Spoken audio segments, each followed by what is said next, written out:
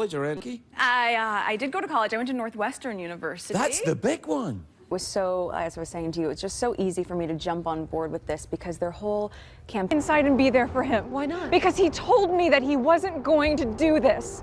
Chicago, 94. 2 kids moving faster than the whispers. Quick flight, smaller room, a Vegas chapel that barely remembers faces. Vows said under quiet air, a door that closes like it knows a secret. Before headlines, before flashbulbs, there was Joe Guiliano. Not a palace, not a red carpet. Just a moment that slips past by sunrise. No bouquet, no clinking glasses, just 2 people trying to stay ahead of the noise. And the quiet after, it isn't empty. It hums. It lingers. My gosh, I work so hard. The moment that everything sells out, it doesn't mean that we're done. It means we're working on replenishment and what are the next SKUs. You can still feel it if you press on it. And if you like offstage stories that hum under the surface, stick with me. We're opening this from the inside. Hit subscribe, tap the bell so you don't miss the next beat, and like this if you're already leaning in. Ready? Let's pull the first thread. They met fast. The kind of fast that feels obvious the second it starts. He was steady, the warm room type who makes a place feel easy. She was motion, already scanning the next open door and the one after that. Put them together and weekends shrank. Jokes landed quicker and simple plans started writing themselves without anyone calling a meeting. Do you think we need to hear from Harry and Meghan? No, I think we should never hear from them again.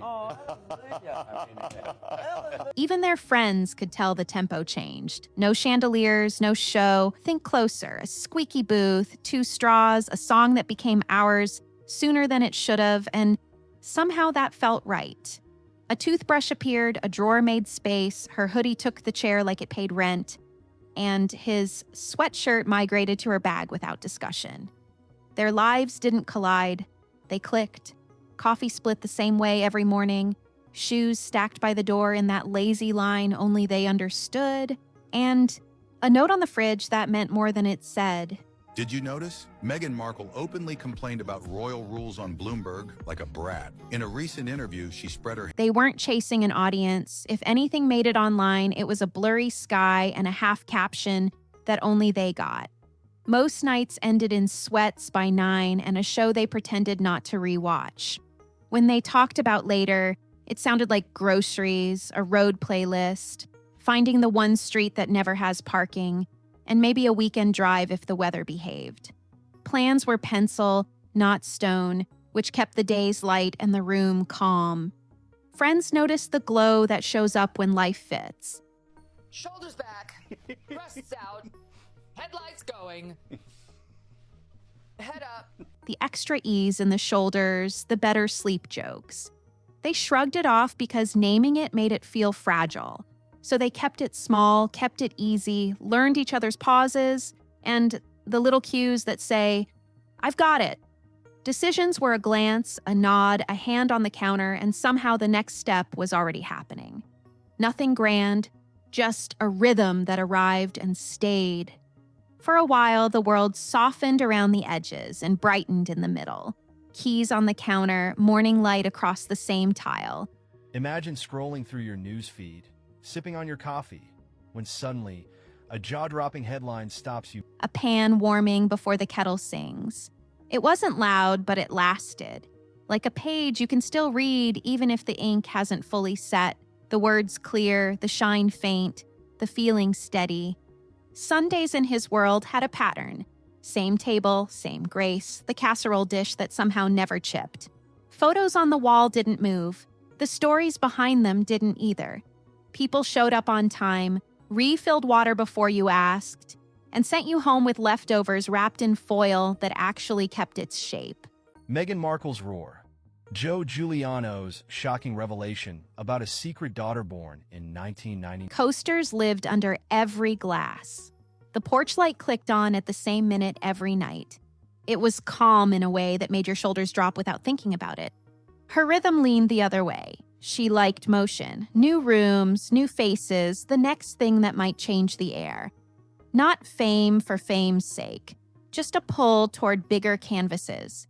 She'd clock a conversation from the doorway, spot the corner with the best energy, and drift there without forcing it. If there was a mic, she didn't need to hold it. You can't choose just to take the fun stuff in any job. Just a few months after She wanted work that felt seen. Calendars worked, but only if the boxes could breathe. Ideas lived in her notes app with little stars and arrows. And she'd add more mid-walk because thinking happens when you move. Put those two currents in one place, and the small stuff starts to talk. He saved the head of table seat out of habit. She picked the window to watch the street. He liked plans printed on the fridge in neat lines. She liked a list on her phone that could shift at 4 p.m. and still feel right. After nearly 3 decades of silence, rumors are swirling that Joe Guiliano, the man once believed to be Meghan Markle... He rinsed plates as soon as dinner ended. She told one more story before touching the sink. He measured coffee with a scoop. She free-poured and somehow nailed it. Compromise wasn't a speech, it was tiny edits. She showed up for Sunday dinner and slipped her phone to silent. He said yes to a weeknight event that started later than he liked, then learned to nap at 6. She studied the family's inside jokes so she didn't have to ask for context. He learned her quick exits, the polite wave, the will text, so she could leave without turning it into a thing. She lies so often, she's had to hire a new publicity team now to help work on her image. Here's where it gets dark. For Meghan, He'd set the thermostat a degree lower. She'd bring a sweater and stop arguing with the air. A little give lived in both directions, or it wouldn't last. There were house codes nobody wrote down. He folded hand towels a specific way, she didn't, but she lined them up straight. He preferred the cutting board with the groove. She grabbed the smooth one and wiped the counter twice. He stacked mail by date. She took a photo and archived it. He left the grocery list clipped to a magnet. After nearly 3 decades of silence, rumors are swirling that Joe Guiliano, the man once believed to be Meghan Markle's first husband... She added voice memos while walking past the store. It wasn't about winning, it was about keeping the gears quiet. Family nights had their own choreography. He plated food in the kitchen so the table stayed clear. She refilled sparkling water and made the ice bucket look intentional. He told a story start to finish. She jumped to the good part and circled back if anyone looked lost. He carried the tradition of seconds. She brought dessert from a place they'd never tried. Nobody kept score. They just let the evening find its level. Before the crowns and cameras, Meghan Markle had a life she buried deep. Long before Prince Harry. When guests left, the house reset. He stacked dishes like Tetris. She tuned a playlist down to a whisper while they worked. He watered the porch plants with a measuring can. She took the garden hose and trusted the eye test. Shoes lined up by the door. Jackets on the same hooks every time. The kind of order that keeps a place soft without making it fussy. Outside the house, the split showed up in small ways. He preferred the same coffee shop because the barista remembered his order. She tried the new spot on the corner because the menu changed weekly. Royal titles before the cameras, before the world ever heard the name Meghan Markle. There was Joe Guiliano. He wasn't a prince. He took the bus route, he knew, even if it took 10 minutes longer. She cut through side streets and discovered a mural he'd never noticed. He counted stairs 2 at a time. She paused at landings to read the flyers. Different routes, same destination. None of it was dramatic. It was a quiet negotiation of what home sounds like. 2 tempos, 1 address, a lamp that clicked on earlier than it used to, a door that opened later than it once did, a fridge that held both the labeled leftovers, 2 signatures, and a silence that would last 3 decades. The records are buried deep, sealed behind layers of confidentiality clauses and the last-minute pastry box. It felt lived in, and that was enough. Dates started to feel slippery. Not loud, not dramatic, just off. The transcript talks about a graduation year that doesn't sit where people thought it did. A birthday story that lands a few pages earlier or later depending on the teller. You know that feeling when a watch runs a minute fast and you only notice it when you miss a bus? It was that kind of tilt. Small, but it changes how the rest of the day lines up. Little markers didn't always agree with each other. Before the crowns and cameras, Meghan Markle had a life she buried deep. Long before Prince Harry, there was Joe Guiliano, a summer job that supposedly came before a class that on paper should have ended the same month.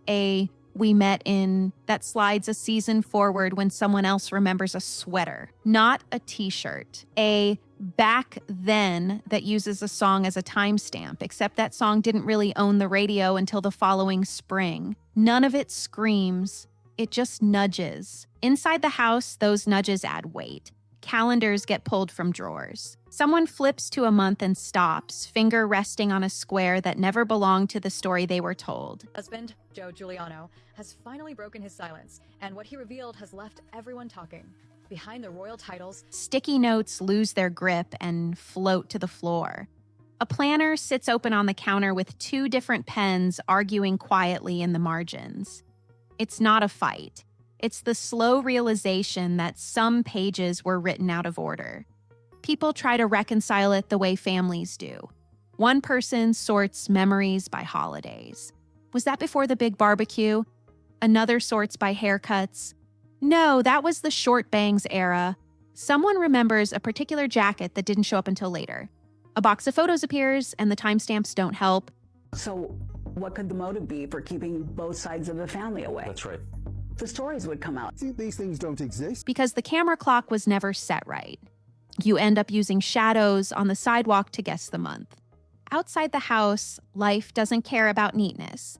Buses still run. Rent still comes due. The city keeps its own tempo. But once you notice a wobble, you start hearing it under everything. Like a low note, a song can't shake. You start measuring by oddball landmarks, the year the corner deli changed owners, the winter the heat clicked off twice, the week the library stamped every book with a crooked date. The buzz around the Graham Norton show was louder than ever that evening. Producers had promised a special royal guest. The transcript doesn't push conclusions, it just lays out the drift. A year that moves, a season that swaps places, a timeline that looks fine until you hold it against the window and see the seams. Nobody shouts. Nobody makes speeches. The room just gets quieter while people decide which pieces to keep on the table. And in that quieter air, a simple truth settles in. Some stories don't mislead on purpose. They just breathe and shift like pages that were shuffled. What happens when a Hollywood star turned royal sits across from one of America's most beloved talk show hosts, only for then smoothed back down. You can still read every line. You just notice the crease.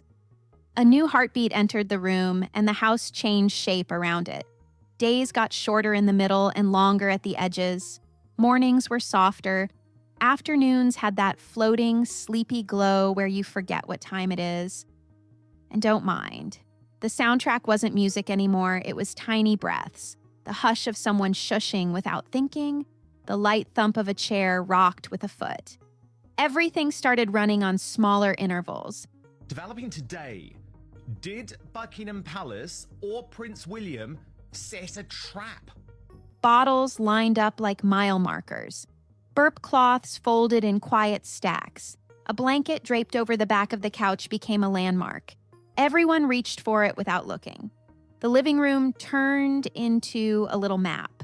The chair that always faced the window, the spot on the rug that stayed warm, the basket where things went when nobody had hands to spare.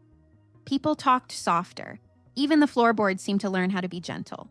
Schedules weren't schedules so much as loops. You did what the moment asked for and called that the plan. Holy shit. He said what? Many people doubt Meghan has long been a mother following her attendance at Northwest. He learned the trick of balancing a shoulder and a whisper. She learned the sway that doesn't look like anything until you stop doing it and the quiet breaks. Laundry didn't announce itself, it just multiplied. Dishes grew wings, then came back clean by magic nobody bragged about. Time wasn't counted, it was felt. Visitors came in waves. Some stayed at the door, some drifted to the kitchen. Most instinctively lowered their voices like the house taught them how. They left notes on the counter and snacks in the fridge. Before the crowns and cameras, Meghan Markle had a life she buried deep. Long before Prince Harry, there was Joe Guiliano, her with a little tape that said later. The door closed and the rooms breathed out, then back in. The world outside still moved fast, but inside it was all tiny victories. A full nap, a deep sigh, a clean onesie at the first try. Nobody called it a decision. It was just the way things arranged themselves. The center of gravity shifted to the smallest person in the room, and everything else took a step back. Not forever. A room that holds its breath and somehow doesn't need to breathe. Things didn't break, they loosened. An alleged marital history continued to stir controversy, especially in light of new claims regarding her previous... Days stopped snapping into place and started landing with a small wobble. Breakfast got quieter. Playlists drifted apart. His steady favorites. Her skip-happy shuffle. Plans that used to lock themselves in went, let's push it, and never found a new date. You could feel the room looking for its own corners again. Goodbyes don't always arrive with speeches. Sometimes they come disguised as errands. A tote bag empties one errand at a time. A charger goes missing and doesn't come back. The mug she always used sits clean on the rack for 3 straight days. Chicago, 1994. Before the royal titles, before the cameras, before the world ever heard the name Meghan Markle. Books slide to separate shelves without anyone saying why. Drawers close easier because there's less inside. The air holds a little more space between sentences. They handled it like people who still care where the other person lands. No drama, just a chain of small yeses to the obvious next step. He packed slowly, folding more carefully than usual, rolling a t-shirt he never rolled before. She labeled a couple of boxes even when a Sharpie felt unnecessary. Somebody wiped down a counter longer than it needed. I think having a partner, I mean, I asked you this when you were on my podcast. Like, do you think... Somebody checked a window latch twice. The kind of kindness that covers the edges. The house adjusted in details. One side of the closet turned into extra hangers that clinked softly when you bumped them. The bathroom felt bigger for no clear reason. A hair tie stopped showing up around the faucet. The blanket on the couch didn't move for 2 evenings in a row. Dinner went back to one plate and a fork you didn't need to share. Nights stretched, not lonely, just wider. You finished the show you used to pause. We're not bitter, Maria insists, though her eyes suggest otherwise. We're concerned. We've seen this pattern before. You noticed the fridge hum and didn't rush to fill it with conversation. Routines rewrote themselves without a formal announcement. He started leaving the light on over the stove a little longer. She set her phone on Do Not Disturb earlier than she used to. He refilled the salt and pepper shakers even though they'd last for weeks. She stacked mail by the door and actually mailed it the next morning. Small proof that life keeps moving, even when you're not pushing it. When friends asked, they said they were fine, and in a lot of ways they were. That man loves me so much, and then the wife convinces you to leave the royal family. You can be fine and still notice the echo of a laugh that isn't there. The empty hook by the door, the jacket that doesn't get borrowed, the playlist that doesn't ask for your skip. It wasn't a win or a loss. It was a shape returning to itself, less crowded, more honest about the space it needs. In the end, the important part was simple courtesy. A note on the counter that said, thank you. A text that said, got home. A key resting where the bowl used to be full. A door that closed gently. 2 people who once made a life fit, choosing to leave the edges neat. 6 of a marriage certificate purportedly linking Meghan Markle to Joe Guiliano has ignited widespread speculation. The day they loaded the truck didn't look dramatic. No boxes stacked to the sky, no shouting across the yard. Just a steady rhythm. Tape rip, cardboard sigh, door open, door close. The porch light clicked off in the afternoon like it forgot the schedule. A neighbor waved with a half smile that said they'd figured it out, even if nobody said the words. Inside, rooms turned into outlines. Picture frames left pale rectangles on the wall. The rug rolled itself into a quiet cylinder and leaned like it was taking a break. Meghan would pursue her future free of the family name. The Giulianos would raise the child and protect the story from ever surfacing. And Kitchen drawers gave up their little sounds. No clatter, no shuffle, just smooth, empty slides. The haul felt longer because it had nothing to hold on to. They packed by categories only they understood. A box just for winter things, even though the calendar said summer. Another for keep close, which somehow meant chargers, a candle, a photo that never made the wall. The soft stuff went first: pillows, throws, the blanket that lived on the couch, because soft things make good gaps. So what could the motive be for keeping both sides of the family away? That's right. The stories would come out. These things. Hard things went last. They didn't argue with gravity. Outside, the street minded its own business. Delivery vans did their stops. A bike bell rode a small circle in the air and kept going. The blue recycling bins lined up like they always do on this block. Same spacing, same tilt. The sky wasn't here for symbolism, it was regular blue. Sometimes a goodbye is just a checklist. By late afternoon, the house had that echo you only hear when there's room for it. The front window looked bigger once the plant was gone. The bedroom held more air than it needed. Chicago, 1994. Before the royal titles, before the cameras, before the world ever heard the name Meghan. The door frames carried a few scuffs that didn't bother anyone yesterday and somehow meant something today.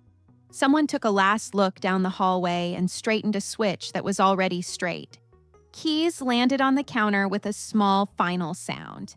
A note stayed behind, 2 lines, no flourish. The door closed with the kind of care that says there's nothing left to fix. The truck hummed, eased off the curb, and the address kept being an address just without them. Time has a way of softening edges. Years stack, cities repaint themselves. Oh, but look how nice is she, pulling away from her lovely... And numbers you swore you'd never forget start rounding off. Then one day a name from that old map drifts back into the room. Not loud, not dramatic, just a familiar shape in the doorway of your mind, asking a small question and waiting like it has all afternoon. Memories don't line up like soldiers, they arrive like neighbors. Someone remembers a sweater from a winter that felt longer than it was. Someone else remembers the heat from a kitchen that was always a notch too warm because the oven door never sealed right. Have you ever seen that video? No. Pull that video up, because it's one of my favorite. Many people doubt Meghan has long been a mother, following her attendance at... A song reappears on a playlist you didn't mean to rebuild, and suddenly a Tuesday in a different decade sits down beside you like it never left. You don't force it, you let it take the seat. Photos help and don't. Corners curl, dates blur. The camera's clock was always wrong, and nobody fixed it because nobody knew how. You start sorting by the way the light lands on a shoulder, by a chipped mug that proves a certain cupboard existed, by a wall color you can still name from the paint sample stuck in a drawer. It's messy in the nicest way, like unpacking a box labeled MISC and finding 3 things you'd been missing for years. So imagine this. You offer your mansion, security detail, and millions of dollars to help 2 of the most talked about royals on the planet. What people say now is simpler, fewer adjectives, more air. Stories shrink from speeches into sketches you can carry without both hands. A line floats up and stays there. We didn't hide her secret to protect a lie. We hid it to protect a child. No italics, no underline. It just sits at the center of the table the way a glass of water does. Plain, necessary, understood. There's a later life kindness that doesn't demand perfect recall. You forgive calendars for slipping. You let seasons trade places if the feeling's right. Somebody does something that's a little bit outside the lines and there is a big complaint on social media. A street you can't name still takes you where it needs to.